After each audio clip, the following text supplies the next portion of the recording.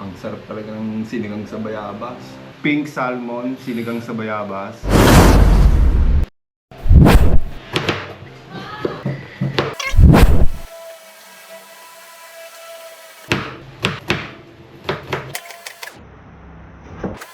O, tanggalin lang natin yung dulo, kabilaan.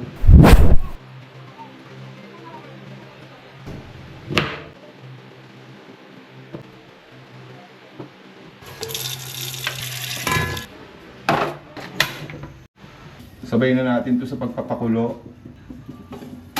Sibuyas na pula.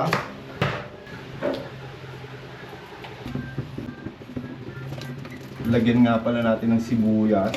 Pigain lang natin yung buto ng bayabas niya para kumatas. Brown sugar. Asin. Lagyan na natin yung isda. Tapos takpan lang natin muna. Lagay na natin yung ating mga gulay.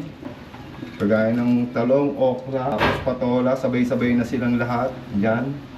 Tapos takpan lang natin. Siguro mga 5 minutes. Okay na yan. So ayan, pwede na nating patayin yung ating apoy. Luto na yung ating sinigang sa bayabas na pink salmon. Ito na yung ating sinigang sa bayabas na pink salmon.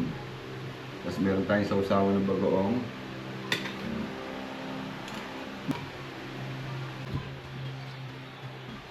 Sausaw natin sa bagoong.